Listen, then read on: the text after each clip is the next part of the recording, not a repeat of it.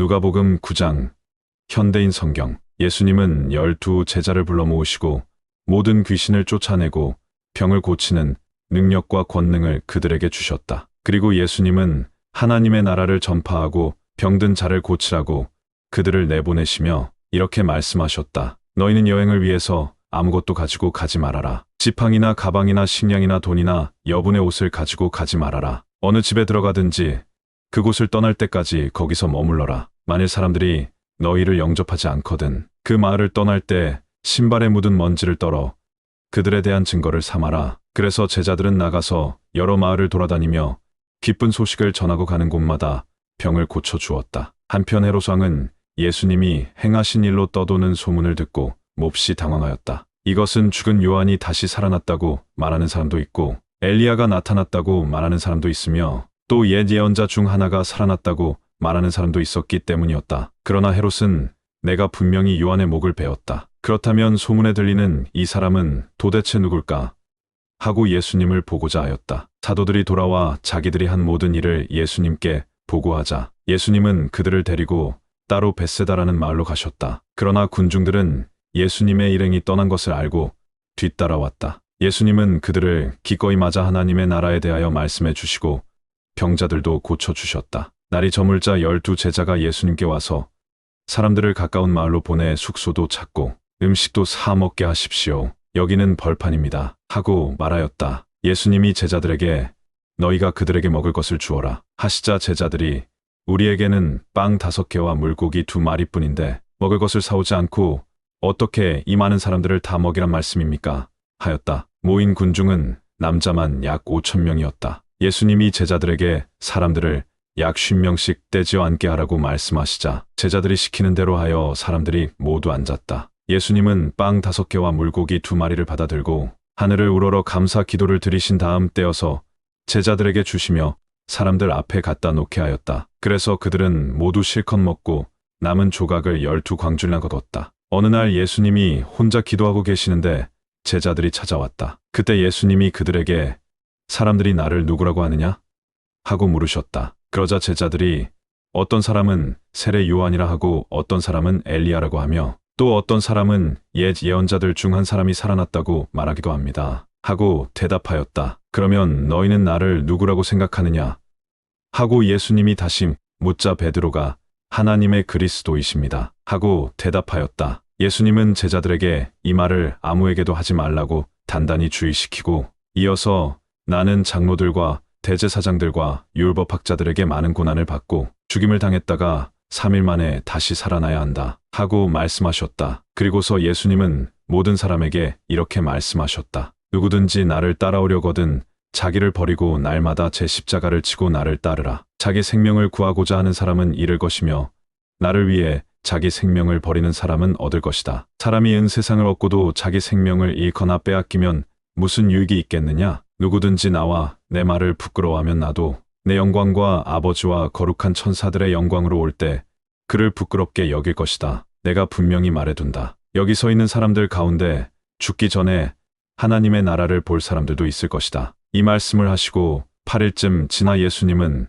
베드로와 요한과 야고보를 데리고 기도하러 산으로 올라가셨다. 그런데 기도하시는 동안 예수님의 얼굴 모습이 변하고 그의 옷이 휘어져 눈부시게 빛났다. 그때 두 사람이 예수님과 이야기를 하고 있었는데 그들은 모세와 엘리야였다. 그들은 영광스러운 모습으로 나타나 장차 예수님이 예루살렘에서 돌아가시게 될 것을 말하였다. 그때 졸고 있던 베드로와 다른 제자들이 정신을 차려보니 예수님의 영광의 광채가 보이고 두 사람이 예수님과 함께 서 있었다. 두 사람이 떠나려 하자 베드로가 예수님께 주님, 우리가 여기 있는 것이 좋겠습니다. 우리가 이곳에 천막셋을 세워 주님과 모세와 엘리야를 각각 모시겠습니다. 하고 말하였다. 그러나 그는 자기가 무슨 말을 하는지조차 몰랐다. 베드로가 이 말을 하고 있을 때 구름이 와서 그들을 덮었다. 그들이 구름에 휩싸여 무서워하고 있는데 구름 속에서 이 사람은 내가 택한 내 아들이다. 너희는 그의 말을 들어라. 하는 음성이 들려왔다. 그 음성이 그친 후에는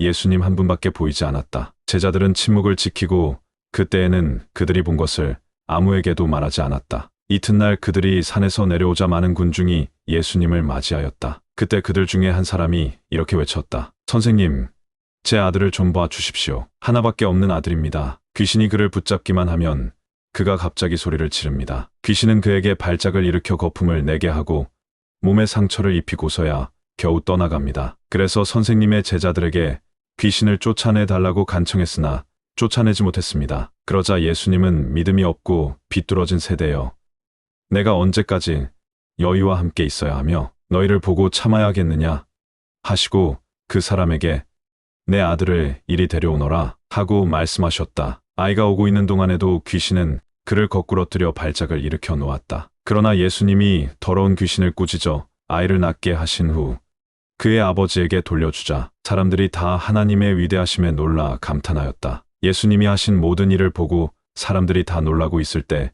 예수님이 제자들에게 이 말을 귀담아 들어라. 나는 멀지 않아 사람들의 손에 넘어가게 될 것이다 하고 말씀하셨다. 그러나 이 말씀의 뜻이 숨겨져서 제자들이 깨닫기는커녕 묻기조차 두려워하였다. 제자들 사이에 누가 가장 위대하냐는 문제로 말다툼이 벌어졌다. 예수님은 그들의 생각을 아시고 한 어린아이를 데려다가 곁에 세우고 제자들에게 말씀하셨다. 누구든지 내 이름으로 이런 어린아이를 영접하면 곧 나를 영접하는 것이며 누구든지 나를 영접하면 바로 나를 보내신 분을 영접하는 것이다. 너희 중에 가장 작은 사람이 가장 위대한 사람이다. 요한이 예수님께 주님, 우리를 따르지 않는 어떤 사람이 주님의 이름으로 귀신을 쫓아내기에 우리가 그렇게 못하도록 했습니다 하고 말하자 예수님이 그에게 막지 말아라. 너희를 반대하지 않는 사람은 너희를 위하는 사람이다 하고 말씀하셨다. 예수님은 하늘로 올라가실 때가 가까워지자 예루살렘으로 갈 것을 굳게 결심하시고 사자들을 앞서 보내셨다. 그들은 가다가 예수님을 위해 준비하려고 사마리아 사람의 마을로 들어갔다. 그러나 그 마을 사람들은 예수님이 예루살렘을 향해 가시는 길이었기 때문에 그를 영접하지 않았다. 야고보와 요한은 이것을 보고 예수님께 주님, 하늘에서 불을 내려다가 이 사람들을 태워버리는 것이 어떻겠습니까?